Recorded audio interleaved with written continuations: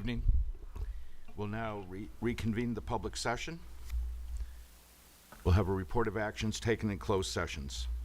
If the City Council considered the matters listed on the closed session agenda, in addition added two matters under conference with legal counsel, anticipated litigation, and acquisition of and discussion of real property. And there are no reportable actions. We'll now have the Pledge of Allegiance led by Councilmember Catherine Allman and the invocation by Pastor Renee Parrish. Place your right hand over your heart. I pledge allegiance to the flag of the United States of America and to the republic for which it stands, one nation, under God, indivisible, with liberty and justice for all. On your head. Freedom for faith. And I thank you, God, that we live in. Lord, I ask that you would bless, Lord, our city council. Guidance, Lord, over everything that is discussed.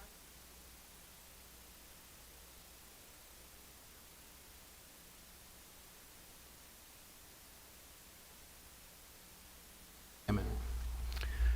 Thank you, Renee.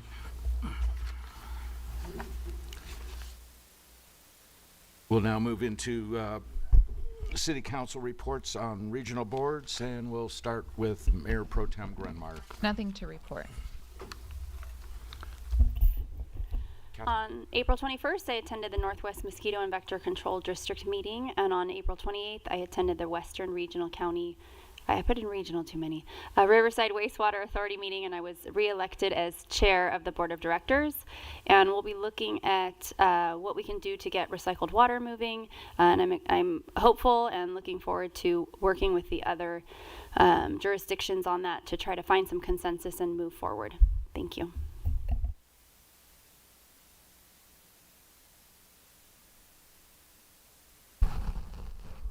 Really nothing to report. I think the most important thing that I attended was the neighborhood watch meeting. The mayor and I on Monday went to the northeast quadrant of the city of Norco and encouraged people to make their voices heard at the May 10th Riverside City Council meeting, asking to either underground or at the very least look at the environmental impact study that was done on those things. Boy, when you look where those are going to go, you just go, holy Toledo, it is going to be bad. And the idea that CAL FIRE was never invited to weigh in on any kind of fire danger from these things is actually inexcusable. So we're trying a multi-pronged approach. I have a hunch every single council person is trying to find a wedge to get the Riverside City Council to reconsider that. And the interesting thing is the city manager discovered 884, there is funding to underground. And the reason they're creating the funding is because the above ground is so dangerous fire-wise. So anyway, I'm hoping that group, and they're really, I'm going to walk the neighborhood Saturday, but they're already like organizing, and they're going to be calling and emailing, and they've already done a lot of that, and some of them are going to show up that night. That's all I have, Mr. Mayor. Thank you. Thank you, Kevin. Ted? Busy like the rest of us, and important things is the mark your calendar, the National Day of the American Cowboy. We're going to do this on July 23rd. Got to stay in line with Berwyn, and then also on mark your calendars for May 30th, a Monday. That's Memorial Day. We will have a Memorial Day ceremony up at the plaza. And that'll be at 10 a.m. in the morning. And then June 12th, it's a Sunday, we are going to do a dedication of the Gold Star Family Memorial, and it better be there. We've been assured. Anyway, and that'll be a Sunday afternoon. Please look forward for that information coming out for everybody to attend. And so it's long waited and overdue. And I want to thank the staff and the veterans that have worked very hard on this thing so far. So that's it, Mr. Mayor. Thank you. Thank you, Ted. And I have nothing to report at this time. Okay, we'll move into the consent calendar. Call on the city clerk, please. All items listed under the consent calendar are considered to be routine and may be enacted by one motion. Prior to the motion to consider any action by the presiding governmental body, any public comments on any of the consent items will be heard. There will be no separate action unless members of the governmental body or the audience request specific items to be removed from the consent calendar. Items removed from the consent calendar will be separately considered under item 3 of the agenda. And I have no speaker cards for this item, Mayor. Thank you. Does any member wish to pull any items? Second. We have a motion and a second.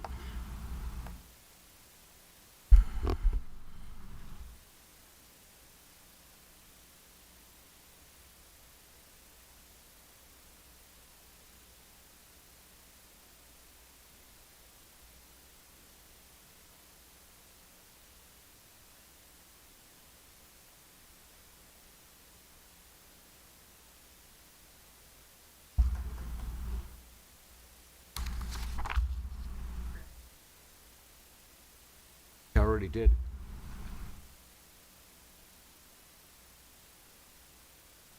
Motion passes unanimous. Thank you. We'll now move into public comments and once again call upon the city clerk. This is the time when persons wishing to address the presiding governmental body regarding matters not on the agenda may be heard. Please submit a speaker card to the meeting clerk, which is myself. Please limit comments to 3 minutes or less. The Ralph M. Brown Act limits the governmental body's ability to respond to comments on non-agendized matters at the time such comments are made. The governmental body shall not discuss or act relative to any general public comment. I have one speaker card for this item, Pam and Brian Carpenter.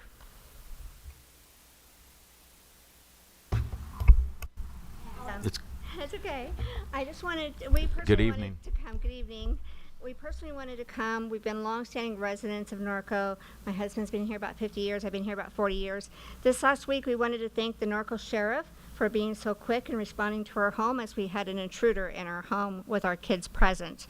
And it could have gotten really ugly. My son was wielding a hammer, and this gentleman is a resident of Norco, and he needs some mental help. So they did arrest him in our home, and they did take him away. But it was a pretty scary situation.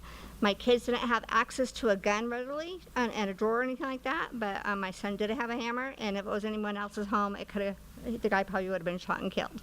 So, but just want to thank the Norco Sheriff, the dispatcher, the sheriff helicopter that they launched over our house, and the dispatcher was keeping my daughter calm.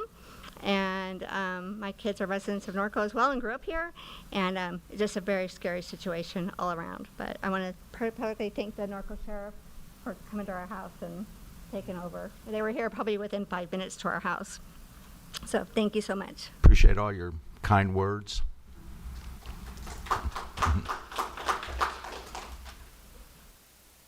Good to see you again, too. We have no further public comment on this item. Thank you, Dana. We'll now move into discussion action items, and once again, Order of presentation for discussion items, staff report presentation, council questions of staff, public comment, and council discussion and action. okay. We'll start with the staff report presentation. Amanda?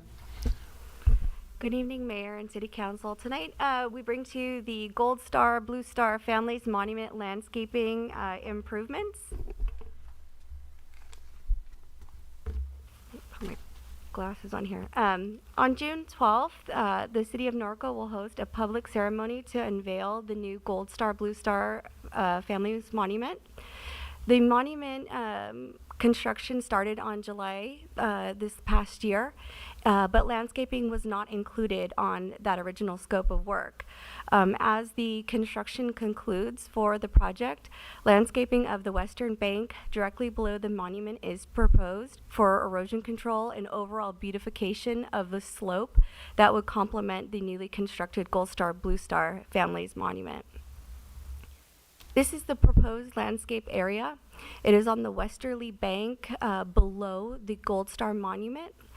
It's approximately 6,700 square feet, and the landscape improvements would be on both sides of the stairwell. Staff will facilitate all construction activities, including the procurement and installation of materials, along with planning and organizing of volunteers. We plan on installing drought-tolerant plant material to match the existing landscaping. The proposal also includes the installation of roses, bougainvillea, lantana, and salvia to achieve a red, white, and blue pattern. Soil erosion has been a significant issue on the westerly bank. In order to mitigate this problem, we are proposing to install 3-foot Orco retaining walls to control the water flow, reduce damage to the landscaping, and create a visually appealing space for the visitors. The drainage improvements will also be incorporated into the project, and we will install a drip system to maximize water use. This is a concept design. This is a Todd Shank design here. It's a, you could see the plant material. We have red, white, and blue plant material for the roses or bougainvillea that are going to go into the planter area. The westerly section will be more of a drought-tolerant type of plant material. We will be using the Orco interlocking block walls, and that would those would match what is existing at the Gold Star Monument. The proposed cost breakdown includes the retaining walls, the base material, drainage, irrigation components, plant materials, and the drought-tolerant plant materials for a total of $22,000. We have projected that our crews can do this in a 5-week time period in order to execute this by the memorial ceremony on June 12th. So tonight, our recommendation is for council to approve procurement of materials for the installation of the improvements, and also to adopt resolution number 2022-24 for the appropriation of funds from the Gold Star Blue Star Families Monument Donation Fund in the amount of $22,000. And I'm available for any questions that you may have. Thank you, Amanda. Are there any council questions of staff? Kevin? Yeah, just to be clear, so the 22,000, that's all donated money specifically for this. Correct. Yes. So just with that said, I really want to thank the people that came up with $22,000, and there's actually more coming in. It's really amazing how much money people ponied up. So thank you. That's all. Catherine? My only question was, are there any trees that are going to be planted as part of the landscaping? I didn't see any, but. No trees as part of this landscaping because we do not want to block the Gold Star Monument at all. Okay, thank you. Robin? What's the plan for outreach on getting volunteers, or what does that look like? So I talked about that this morning with Kelly. Julie in our office also has a volunteer network that they can reach out to, and our first round is to really talk to Ted and to talk with Todd to see how many people we're really going to need, and then reach out from there to Julie's group, and if we need more people, then to go to Kelly's group and to advertise on a bigger scale.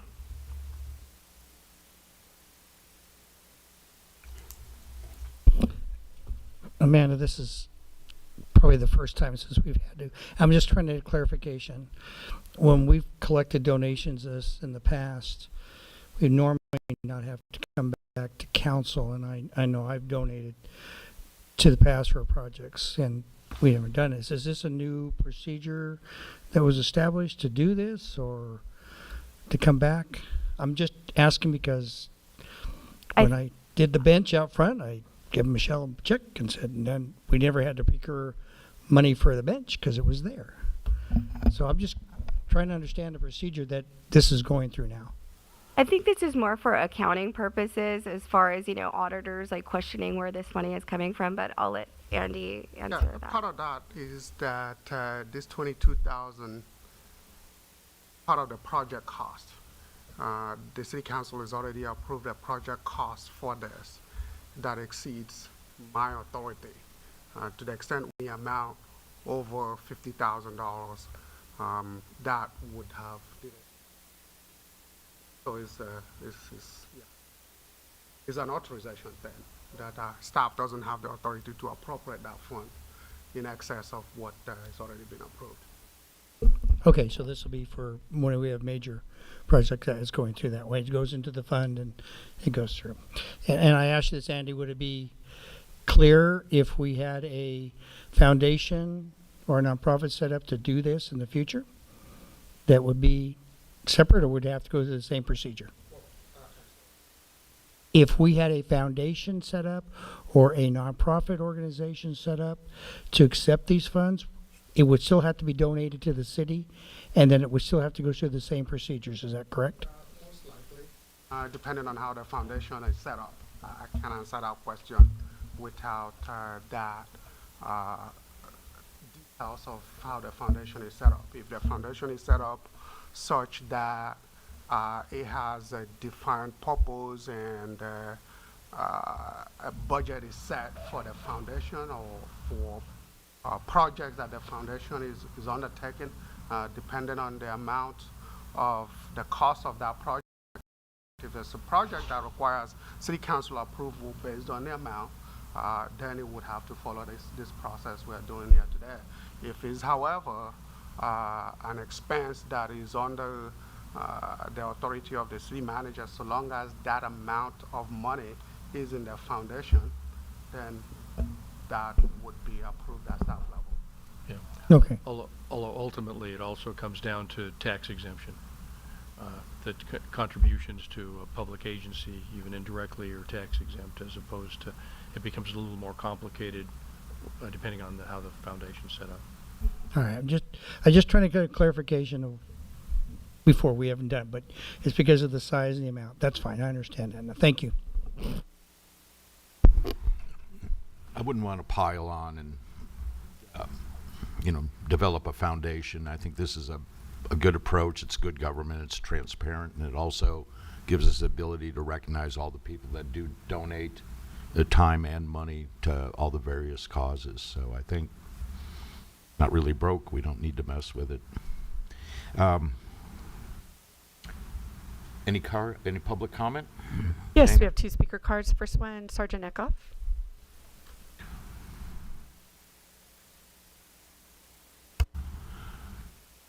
Good evening, Larry.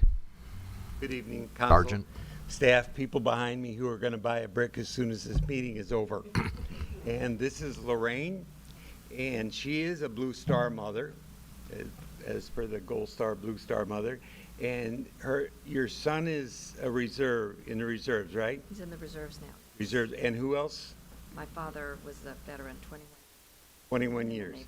So this Gold Star, Blue Star mother monument is extremely important, but also the appearance of the memorial. I go up there, as does a lot of other people and members of the Veterans Committee, go up there 3 or 4 times a week just to check on, and the stars are going up now.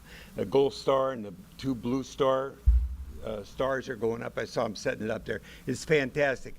The reason I'm speaking in favor of this landscaping is because it kind of smooths it down and it makes it more inviting for people to come up. They're looking at that, and you're going to know about this. Ron Warren's going to be so happy.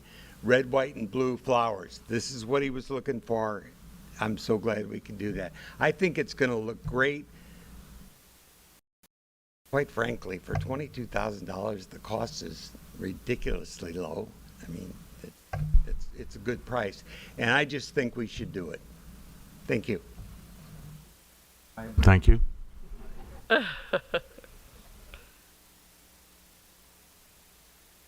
And our next speaker card is Jeff Cahan. Evening, Jeff. Good evening, Greg. I'm sure you're all surprised to see me speak on this topic, right? No. Just as a reminder, December 5th, 2012, The night that the memorial was approved as a project, my son stood at this very podium and donated the very first $1,000 because as a part of his Eagle Scout project fundraising, he overachieved and had extra funds from his project and was able to be the very first donor. So we have that proud distinction. And when he gave that presentation, he specifically asked that that money be used for landscaping. So here we are, 9.5 years later. We're adding the Gold Star, Blue Star Monument, and we have a landscaping project. So of course I'm going to come up here and stand here to tell you that I support it. As a member of the Veterans Committee, of course, we've been looking forward to this for a very long time. And I'd like to make one minor correction. I think you can probably up that amount a little bit from 22 to 23. And the reason why I say that is because I'd like to present a check to the city on behalf of the memorial, $4,000.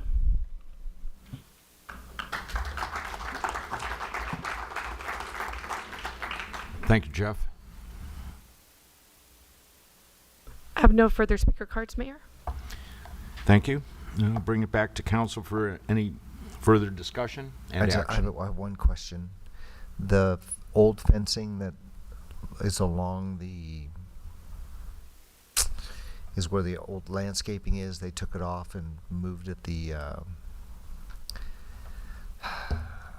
wrought iron. The posts are still there and some of the fencing's still there. Is that going to be removed? What we're going to do is we're going to take the wrought iron that's separating the Gold Star monument, the plaza there, and remove that because it doesn't show well. So we're removing the wrought iron. Everything we take out, we save. The chain link that was on the original perimeter, Right. we moved down. They saved that. That went on the lower perimeter because we encompasses the lower perimeter to work on, get a better grasp on the erosion problem that was up there. Are they going to take the posts out? We will get the post out. I was just curious. No, we had to look funny without him. Or those posts, if Dave can't get them out, they may be used for retention purposes, if nothing else, because that's where our erosion. We're working to work on that. And then with the extra 1,000, do we have to amend our motion to include the extra 1,000, Andy? It's now 23,000.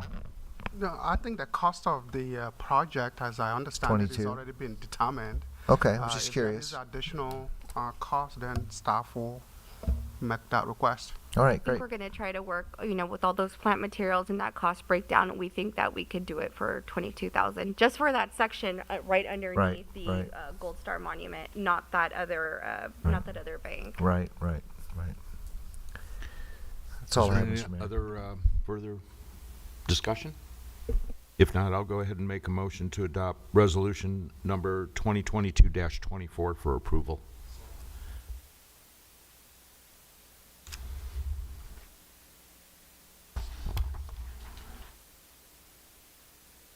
Please vote.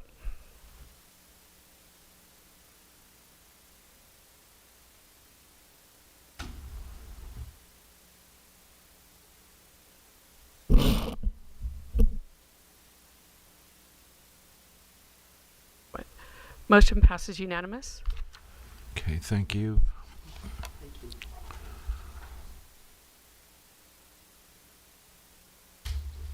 We'll move into item 5B. Alma. Good evening. Good evening. Good evening, Honorable Mayor, members of the City Council. Agenda item B is basically a review of our accessory building ordinance. And this is our accessory building ordinance for detached, non-habitable structures such as RV structures, barns, and workshops, etc. This, as a council may recall, our accessory building ordinance was approved with the requirement that it be reviewed basically on a biannually or annually basis, depending on any concerns that come up along the way. As noted in your staff report, since 2017, when the ordinance was adopted, we have been reviewing it on an annual basis, and there has been some changes in response to some comments or concerns that have come up. Basically, increasing the radius for notification, changing the height, etc. Last year, the accessory building ordinance was reviewed. There were no changes. The council was provided with the most recent version, or what has been codified, which reflects any of the changes that have occurred throughout the past few years. So this accessory building ordinance review was presented to the Planning Commission, and with the concerns that were specified in your staff report, and I'll go over them briefly. The result, there was no recommendations for changes. So just to kind of summarize, a few of the concerns that have been brought up to staff, through our members of the community. One of the concerns that has been brought up is the size. The size for particularly RV structures being too small for what, for their function. Right now, the way the code is written, it allows 1,000 square feet for an RV garage and an additional 400 square feet at a lower elevation for like a workshop or what have you. We have received citizens of the city of Norco basically concerned that this is too small. But for the most part, it has not precluded people from building their RV garage. So the Planning Commission didn't direct any or recommend any changes to the size, particularly for an RV garage.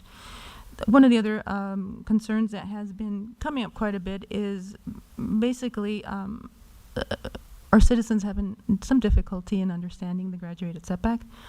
Staff has been able to, to the best of our ability, I've been able to explain the graduated setback. And one of the things that was brought up for discussion is maybe the possibility of creating two setbacks depending on the height of the building. 5 feet for buildings that are 10 feet or lower, and anything above that 10-foot setback. That didn't go very far. The commission basically made no recommendations for changing the graduated setback. The other comment that has come, or concern that has been brought up a lot, is the requirement of not being able to add, say, a detached patio cover, that it's over 240 square feet, having to go before the Planning Commission. The concern is that, again, for a patio, having to go before the Planning Commission, and of course the cost. And the other thing also is being able to add like a patio cover to an existing structure.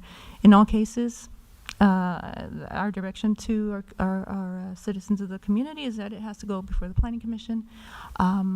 Our Planning Commission basically did not see the need for any changes with staff direction on this, and as far as the cost, which for an accessory building is approximately $3,598. Our commission basically said that that's not within their purview to make recommendations on the cost. So they sent it forward, no recommendations on any changes for how staff directs our review of our Planning Commission. One of the other concerns, of course, is the time that it takes to process accessory building. It takes anywhere from 6 to 8 weeks. And keep in mind that this is, the reason for this is because, staff sits with our citizens to make sure that anything that we present to the Planning Commission has been modified, changed, or what have you, to be able to present it in a form that, in a manner that meets all the requirements of the code. So that takes time, and it takes time, to have our citizens understand what's being required and what is necessary in order to present a project that meets the requirements of the code. And again, the cost, but again, the Planning Commission basically determined that that's not within their scope to make recommendations for changes on that. One of the other concerns is that, let's see. Yes, for existing structures that already, as existing, that were adopted before the ordinance, that they want to add to it. Our direction to the citizens is that if it exceeds the size that's currently allowed, they're basically done. They can't add any more to the size of the building. Let's see, another concern is that what has been recently brought to our attention is that a concern over attached buildings, whether they be accessory like garages or patios attached to the existing house. And I did provide an example in Exhibit C of a recent application where an RV garage was attached to the house. Because it was attached to the house, it didn't fall under the criteria of an accessory building, and therefore it met the setbacks of the primary home, because this would apply to like a patio, another garage attached to the home. So being that it's attached to the home, it would fall under the criteria of the setbacks of the house and not for a detached structure. The commission agreed that the accessory building ordinance refers to detached structures, and there were no recommended changes for this.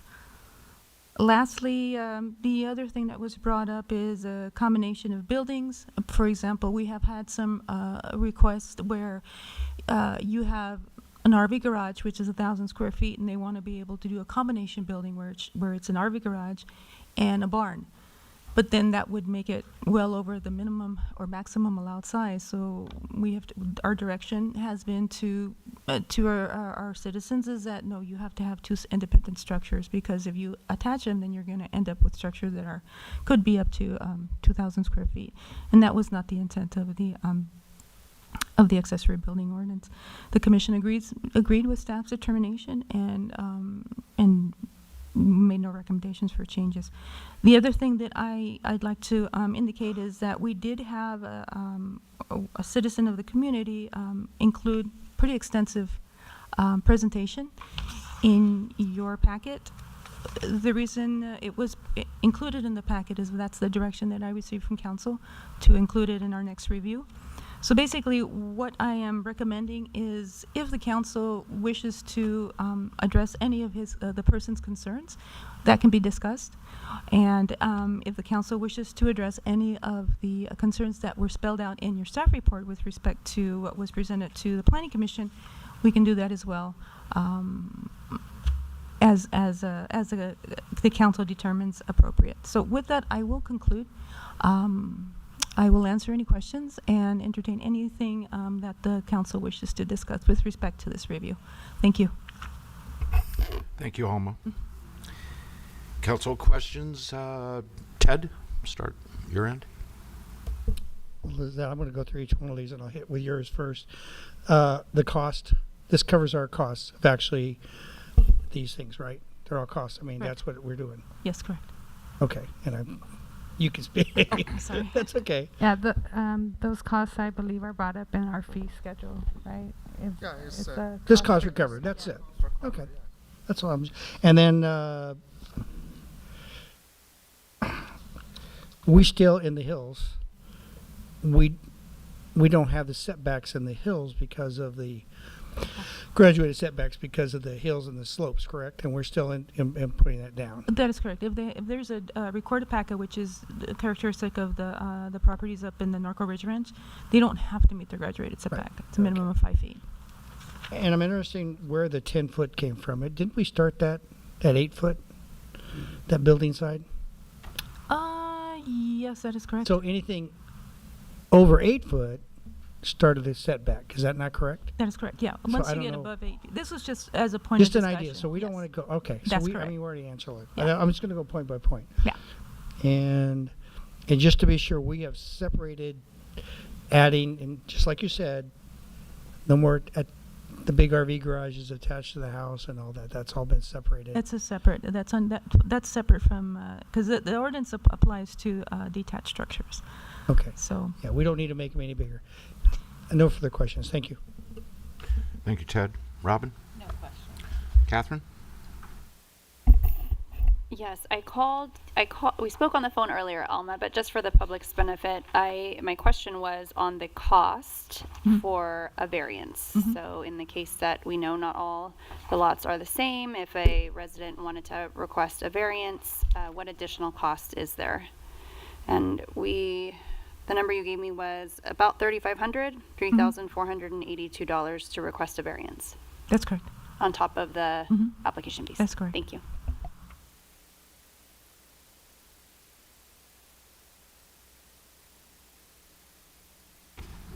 Kevin? Did the Planning Commission review Mr. Bennett's letter? Yes. I mean, I have to applaud the man. He certainly put a lot of time into it. I know he had a lot of trouble building that building, but he certainly put a lot of time into this. And that's all the questions I have. My only question, well, I always have questions. On the patio cover, how much more discussion did the Planning Commission have on that as far as just limiting it to 12 by 24? Just like a horse stall, right? Yes. 12 by 24, it's allowed, no building permit Correct. allowed? For the or portable required? stalls. Portable stalls, 12 by 24 or 288 square feet or less. Mhm. It doesn't require a planning commission review or a building permit, provided it's the portable stalls that you can very easily, Right. relocate. But on the patio cover, was it an attached patio cover or freestanding patio cover for that square footage? It would be detached. Detached? Mhm. And no permit No, is there is a required at permit. this time? Well, for the maximum, 12 by 24. if it's 240 square feet or less, Mhm. it doesn't require planning commission review. It goes straight to building. Okay, so a building permit still Yes. is required? Oh, yes, absolutely. Mm-hmm. Okay. That's all the questions I have right now. Dana, do we have have no any public comment? I have none, Mayor. Okay, thank you. We'll bring it back to council discussion, action. Kevin, we'll start at your end. So, where this all started was 2010. We put together, I mean, unlike this meeting, we had hundreds of people. We literally had to have that meeting over at the Corona Norco Unified School District Annex. Because accessory buildings, what was happening was Norco was becoming the RV capital of California. And what that entire thing rested on is that staff would go out and make sure that view sheds, different things were adhered to, and every property was different. And unfortunately, a whole bunch of people didn't understand the code. In fact, it didn't even make it to the code. I mean, the application wasn't changed, and to this day, there's people still don't understand what happened that night, several nights actually. So we came up with a draconian methodology to try to ensure that we could protect view sheds. Unfortunately, between that time, 2010, we built about 70 buildings incorrectly. One of the key components is the planning director is supposed to go, every time there's an inspection, the planning director was supposed to go back and look at what the original plan was, and all of a sudden you had buildings too high, too big, too wide, and yet they were being approved. So we now have this situation, but I mean, I'm kind of, and I really respect what Mr. Bennett did, but to compare us to Corona, 4-foot setbacks is just, that's not who we are. And truthfully, I don't know how else we can do the setbacks so we can protect neighbors, because we're proud of our open space. We're proud of our elbow room. I don't know how else to, do this. I mean, I've suffered now with 2 of these buildings. And I mean, one of them, you can't even believe what's around it. And so I have a lot of heartburn, but I don't know how we change the existing code. Now, the one thing that I would like to change is the one building that has the 2 garages on the end. Basically what they did was they figured out a way to skirt the law, so the people basically have the same issue over in California. Is there something we can do something in the code that doesn't allow that? So that you can't just build an RV on one side and build a garage on the other and you're 5 feet from the property line? Is there some way is that something council wants to address? And you're talking about attached to the main house, correct? You actually have an example of it here. Okay. And I mean, is there something we can do? Any suggestions? Is that something council wants to do, or is that something we want to promote? Because essentially you have a huge building 5 feet from the property line.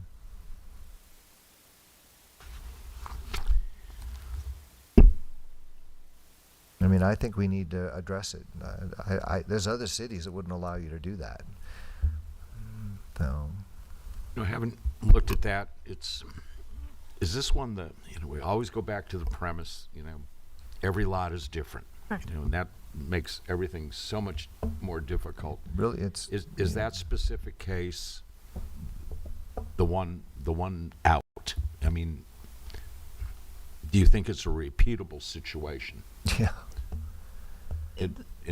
If it would be, then I think Planning Commission should look at that. Yes, But and that's if it's exactly- a one-off, Well, part of the consensus among the Planning Commission and the reason why they didn't recommend any changes is because it's kind of a unique circumstance where that's a pretty wide lot.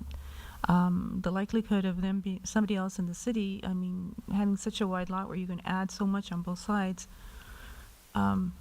it's not the norm. Let's put it that way. So that's the way they looked at it. They didn't make any recommendations for changes in that avenue.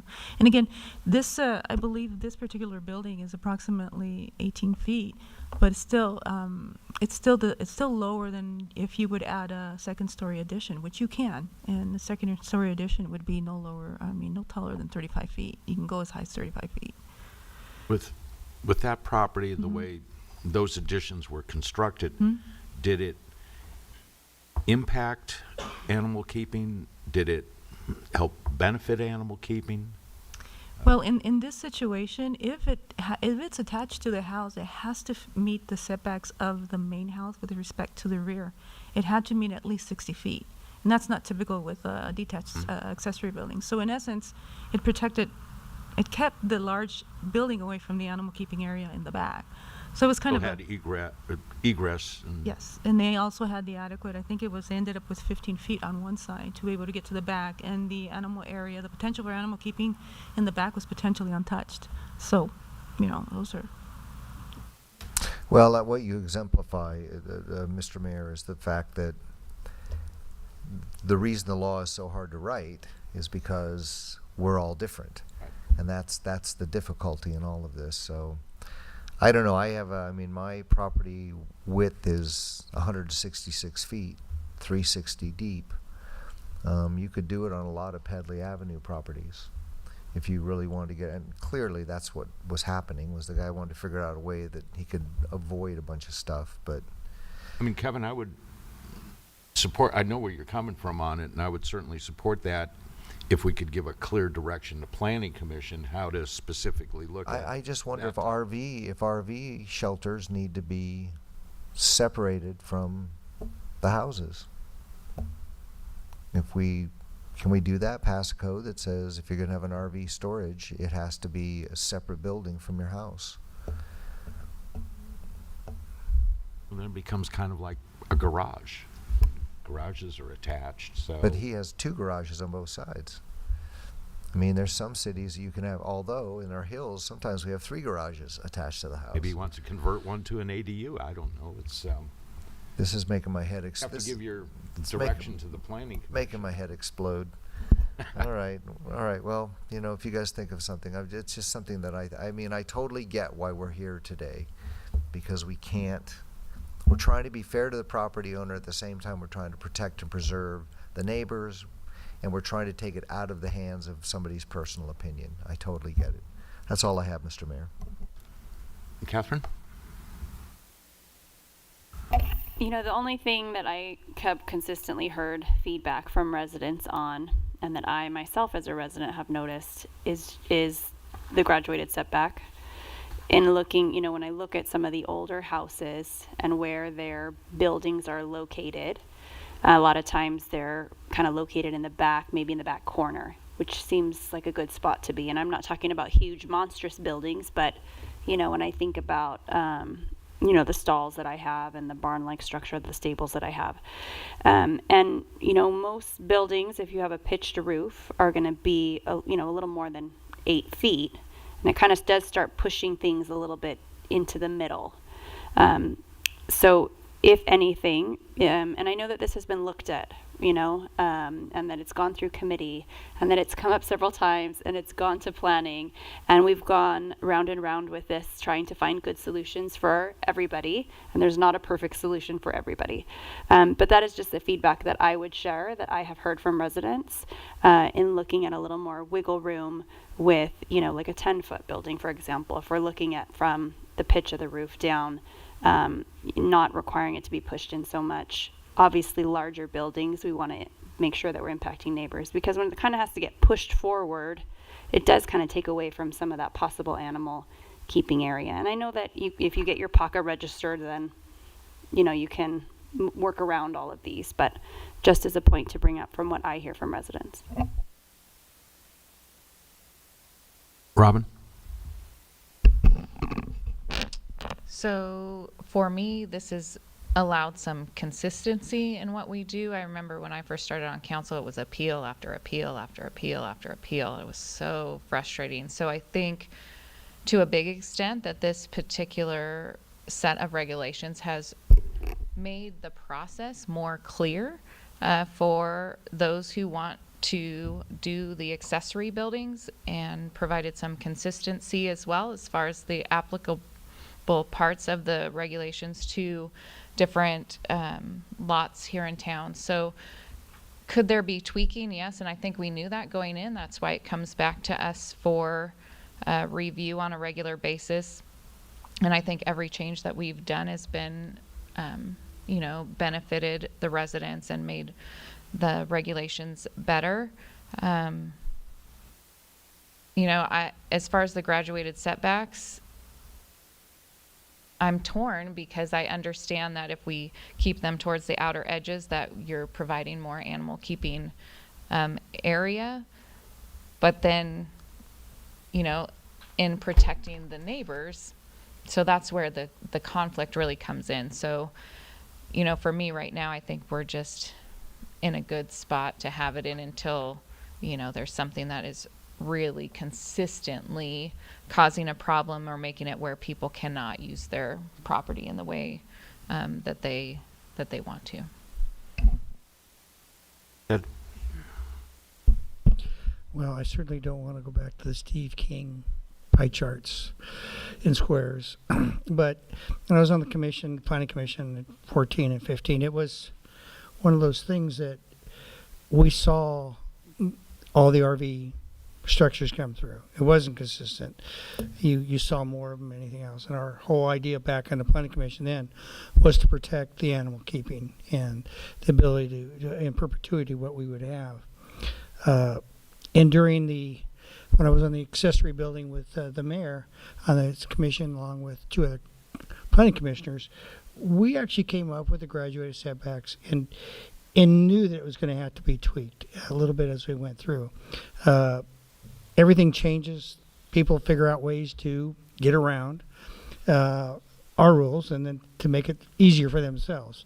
And so I think what we have done, and with the help of the Planning Commission, they've actually seen that. We've given them a good direction to go as far as that goes. They know the ultimate goal is to protect the animal keeping in our large lots here and not have continual metal buildings, because it was getting nasty back almost 10 years ago, how many metal buildings were being erected in this town.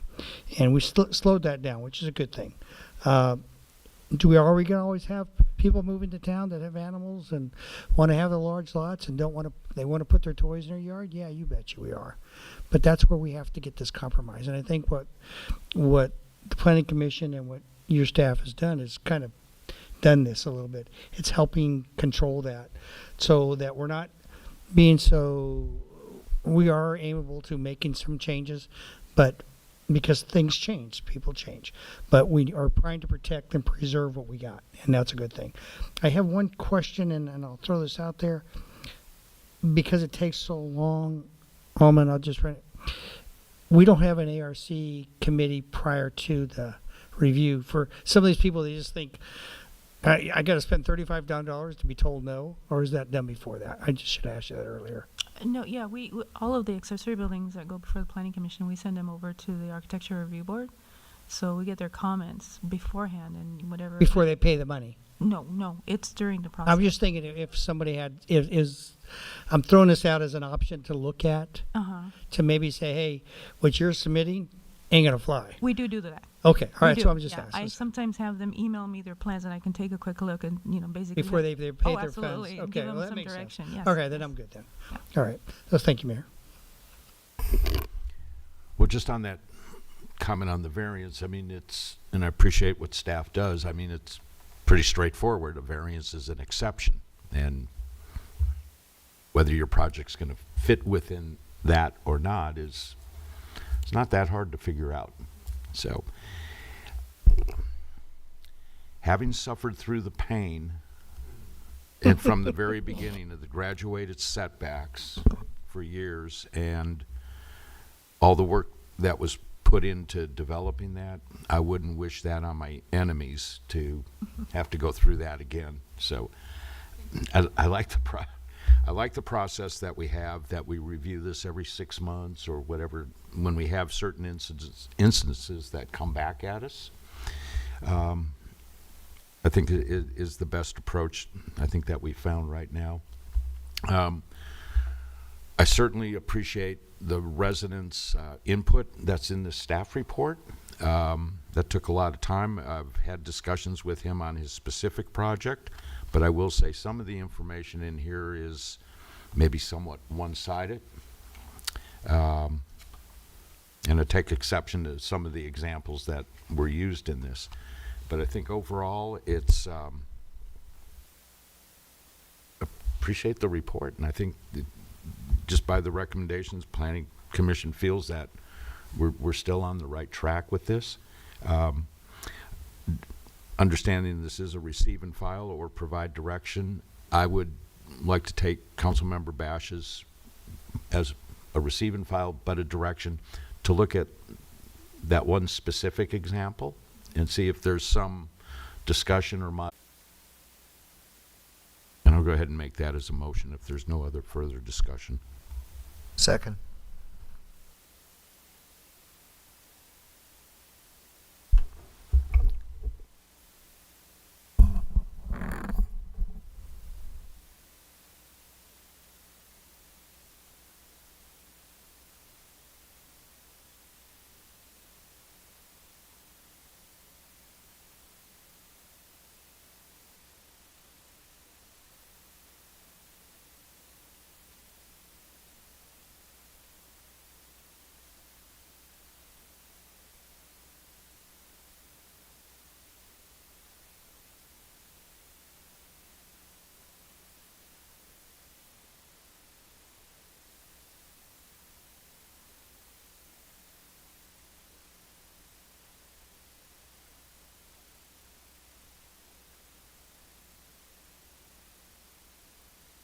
Motion carries.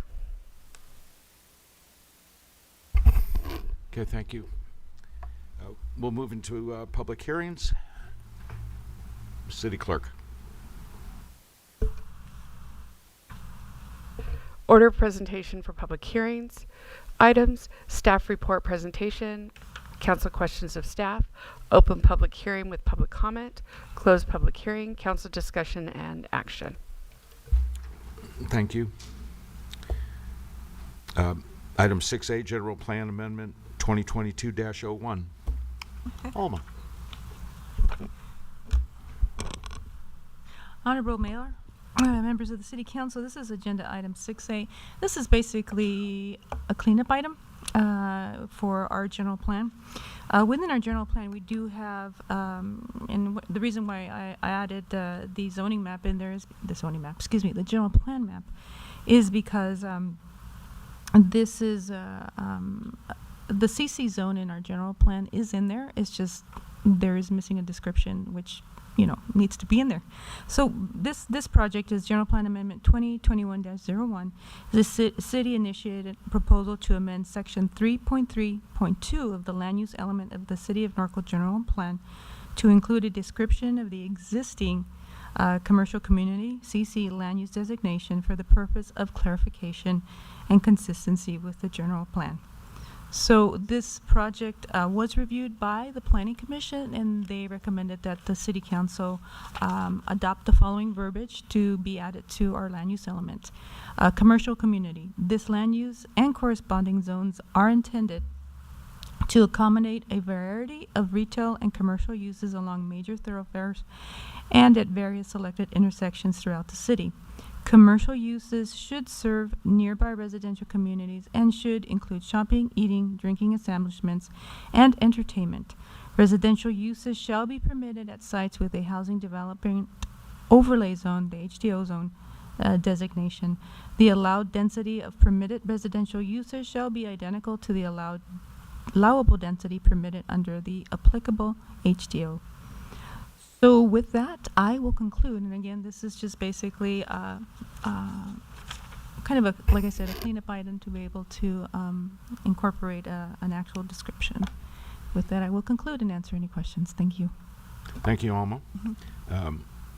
Council questions to staff? Ted?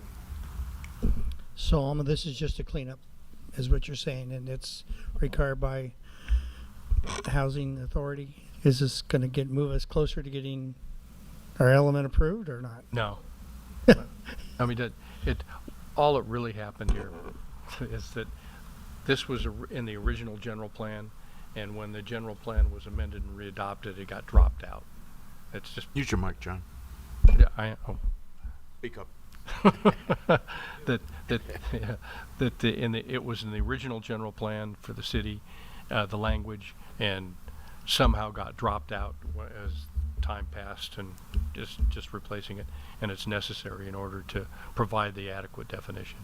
So we don't know why it got dropped out, or No, I think it was probably, I don't know, just probably clerical people error, didn't want to have inadvertence. Probably Yeah. didn't want to have the HDOs and the Well, this commercial was- uses next to each other. Is that why? No, this is back in the old days. I mean, what year did we decide that it probably existed? I was looking at the general plan when the city incorporated, the CC designation is there, it's just an actual description.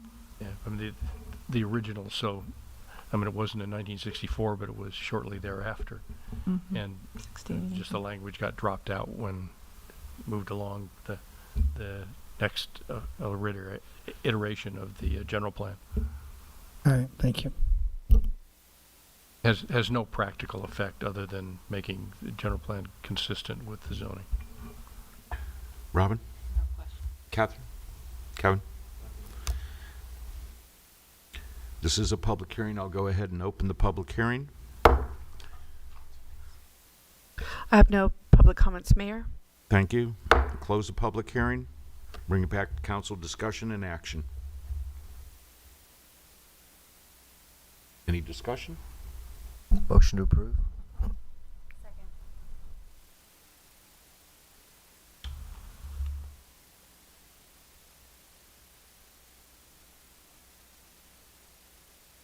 Good approach.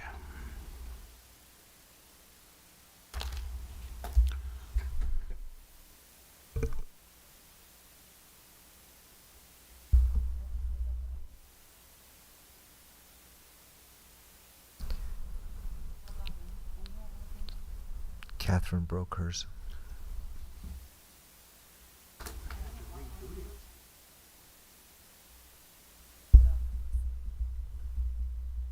Mayor Pro Tem Grubmeyer?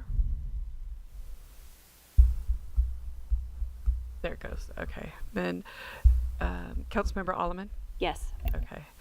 Councilmember Hoffman? Okay. Motion passes unanimous. Thank you, Dana.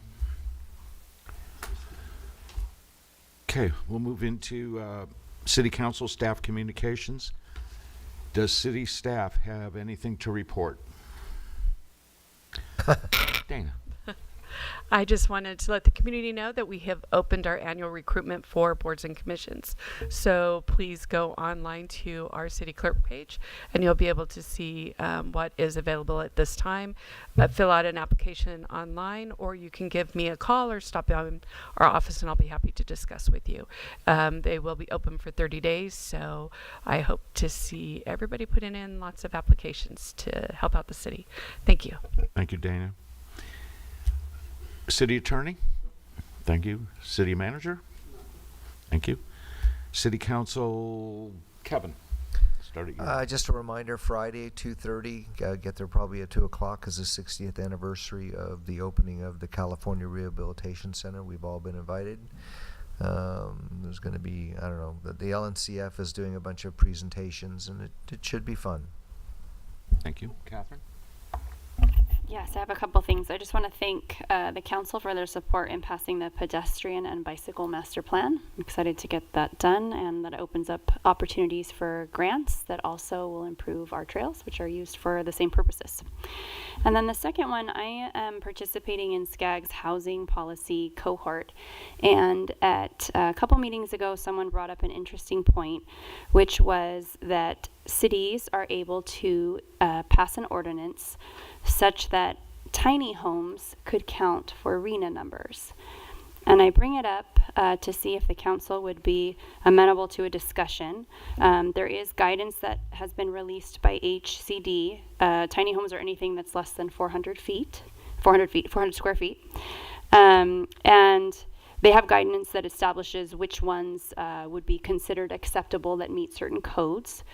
Some of the positives that made me think about it in terms of Norco are that they're small, so they preserve the large lots, they keep that rural feel. They're temporary, they have minimal impact on the land. And we know that we have some folks that are possibly living in tiny homes without permission, which would create a process that those could be legalized and count for housing within the city. They're also, more affordable. There are several cities that have passed ordinances. I looked at some of those, and some of the basic requirements are that sewage is run, that there's power, and that there's water. But other than that, there could be a pad for it or not. So it really leaves a lot of space open. So I thought it was very interesting, especially given, our mission in terms of preserving our animal keeping and rural lifestyle. And I wanted to see if the council was amenable, and I'd like to make a motion to have a discussion about the consideration of whether that's an appropriate inclusion in our, housing that would be allowed on people's lands. I'll support a discussion. I'll second that. Nothing wrong with good discussion and good debate.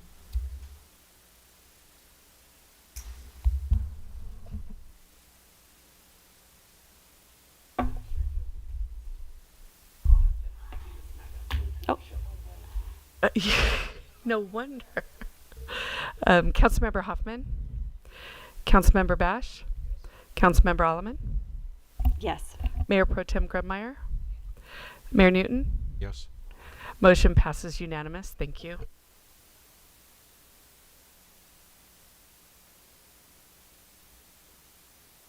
Robin?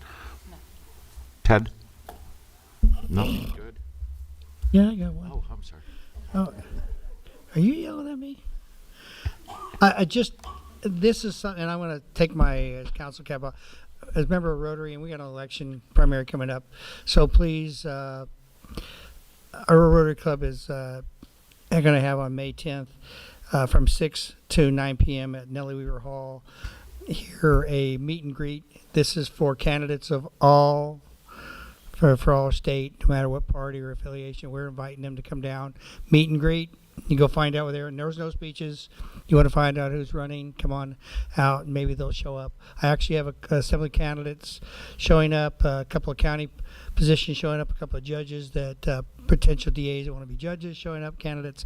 So, and one of the sheriff candidates is indicated he may show up. So it's a chance. You talk to him, and we don't endorse him or anything at all.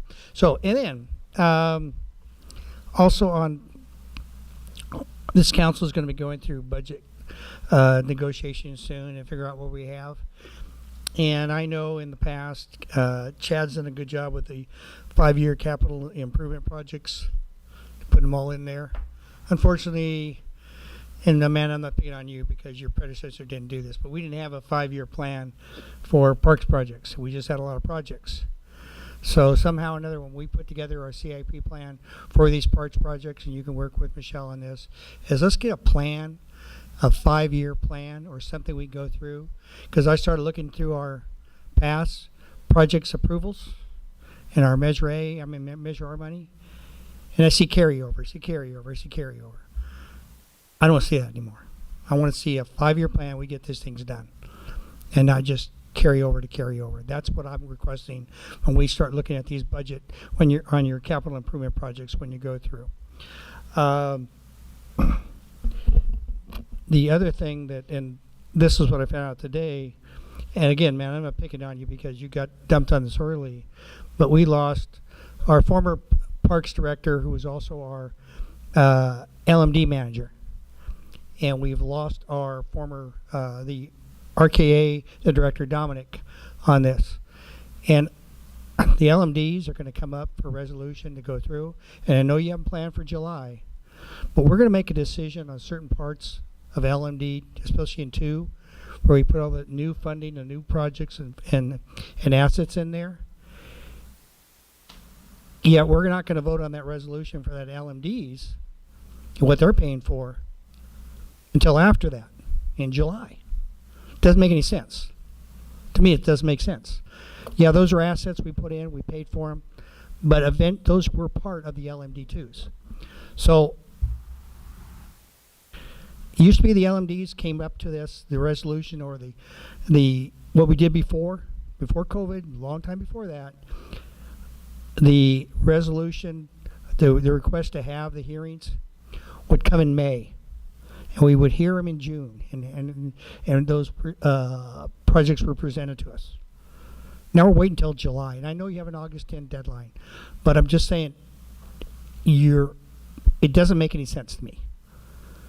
And I'm a little disappointed that not even that, and the residents that live in the LMDs have not received any notification or any letters. And I'm not picking on you because you got this dumped on you, but it fell because as a resident of an LMD, I've got no notification of anything going. And when I'm looking at a 10% consumer price index, it's a scary thought that we're going to slam the LMDs on some of these increases that they may see. And they have no notice. That's just my thought. Anything else? Well, I just have one item, and it's just kind of a concern, and I think it's based on that. It seems in the last few days we've had a kind of requests of council to special meetings, budget meetings. We have budget coming up now, and there's going to be certain time constraints, additional time constraints upon us. So I would just like to, if we could add to the agenda at the next meeting, we have a subcommittee on proclamations and our presentations, that if there's a way that we could, I don't want to say pause them, but if we could maybe have a discussion on how we could, in other forms of communications, that maybe we can use our communications department, social media, to maybe soften the burden of the time constraints on some of the proclamations. But that was your subcommittee, and it was a council action to vote on this, and I'm just a little concerned where we're going to start running time-wise here in the next few months. So just wanted to have a discussion on that.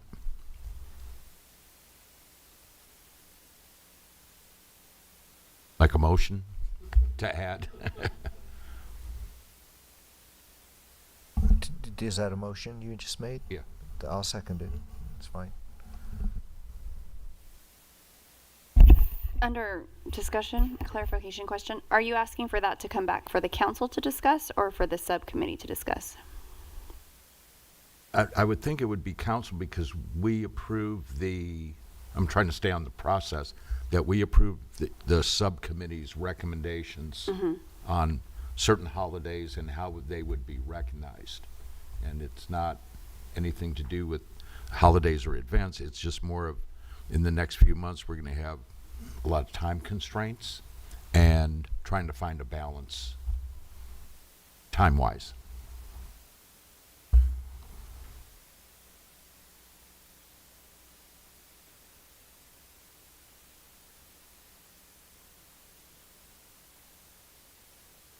Want to make sure I got I think I'm good.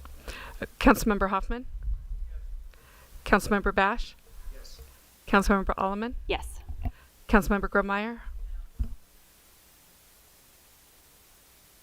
Mayor Newton? Motion passes with Councilmember Grummeyer voting no.